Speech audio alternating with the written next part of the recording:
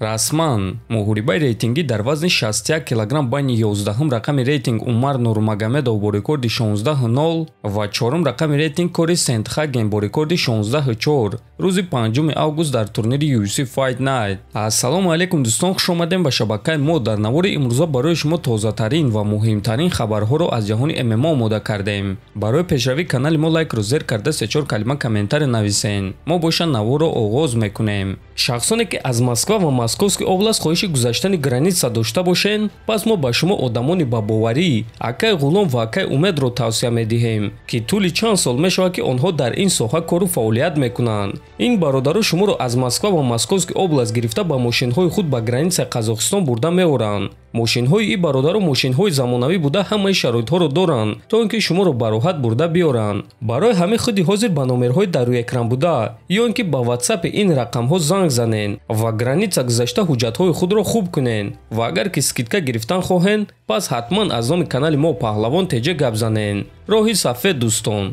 аллакай рӯзҳои истироҳатӣ меомадагӣ, мову шуморо турнирҳои беҳтарин интизор аст. турнири ACA 159, турнири Bellator 297 ва турнири UFC Fight Night. дар муҳорибаи асосии турнири ACA 159 финали гран-при вазни сабук баргузор мегардад, ки дар он варзигари арманӣ Эдуард Вартанян бо рекорди 18:4 бо варзигари қазоқ Артем Резников бо рекорди 24:6 вомехӯранд. онҳо барои камарбанд ва $1 миллион муҳориба мегузаронанд. ва дӯстон, шахсан худи ман ин муҳорибаро дер боз буд ки интизор будум ва ба шумо низ тавсия медиҳам ки ин муҳорибаро тамошо кунед.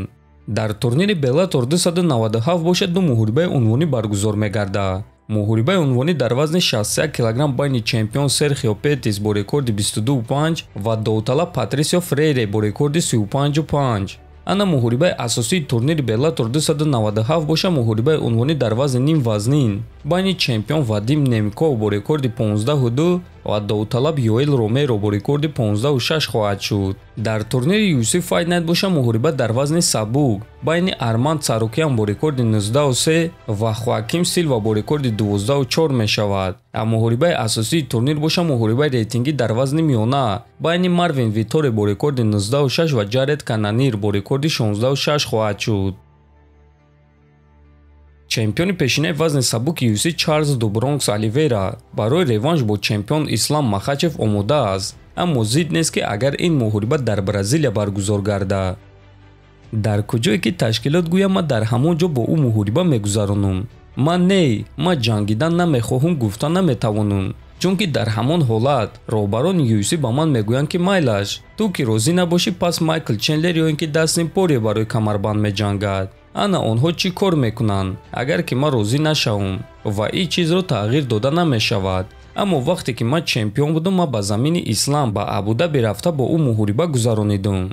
ҳамон вақт дар пресс-конференсия Ислам гуфта буд ки бо ман дар Бразилия ҷангидан мехоҳад. пас чӣ мешавад ки акнун ӯ бо ман дар Бразилия моҳи ноябр муҳориба гузарона, гуфтааст Оливейра. ва дӯстон, рости гап Чарлз Оливейраро фаҳмида мешавад, аммо ман фикр мекунам ки оиди дар куҷо гузаштани муҳориба қарор Ислам намебарорад, балки роҳбарони UFC мебароранд ва онҳо хуб медонанд ки дар куҷо кадом муҳорибаҳоро ташкил кунанд, то ин ки маблағи зиёдтар ба даст биёранд. айни замон аз байни мусалмонон Ислам ягона чемпиони UFC аст ва албатта ки шейхҳо муҳорибаи ӯро дар замини худ дар Абу-Даби дидан мехоҳанд. барои ҳамин UFC мехоҳад ки Ислам Махачев дар Абу-Даби баромад кунад. айни замон маълум нест ки аниқ рақиби Ислам Махачев кӣ мешавад ва ман фикр мекунам ки UFC муҳорибаи Ҷастин Геҷе ва Дастин Пориеро интизоранд ва баъд номи рақиби Исламро эълон мекунанд. муҳорибаи Геҷи ва Порие рӯзи 29 июл дар турнири UFC 291 баргузор мегардад ва худи чемпион боварӣ дорад ки дар реванш боз Порие ғолиб мешавад. ман фикр мекунам ки Дастин Порие ғолиб мешавад. Геҷи бар зидди Порие чӣ кор карда метавонад? Дастин бокси хуб дорад, зарбазании ӯ аз Геҷи дида хубтар аст ва муҳорибаи онҳо дар стойка мегузарад. ман дар ин муҳориба Дастинро ғолиб мебинам, гуфтааст Махачев. дӯстон, шумо бо прогнози додаи чемпион розӣ ҳастен ё ба фикри шумо Геҷи ин дафъа Дастин Пориеро манъ карда метавонад? метавонед фикротонро нависен. мо боша мегузарем ба дигар хабар. шаби гузашта UFC Russia дар саҳифаи расмии инстаграми худ муҳорибаи Лоиқ Раҷабовро эълон карда чунин суханҳо навиштанд: расман дуюм муҳорибаи Лоиқ Раҷабов рӯзи 25 июн баргузор мегардад дар турнири UFC Джексонвилли. рақиби ӯ боша Матеуш Ребецкӣ мешавад, навиштааст UFC. бале дӯстон, то муҳорибаи Лоиқ рӯзҳои башумор мондааст ва рӯзҳои наздик мо наворо оиди бартарии Лоиқ ва рақиби ӯ мекунем. барои ҳамин наворо интизор шавен ва ҳатман дар канали мо обуна шавен, то ин ки аз ҳама хабарҳо якум шуда бохабар бошен. фикру ақидаҳотонро нависен, то боздид хонободу сарбаланд бошен.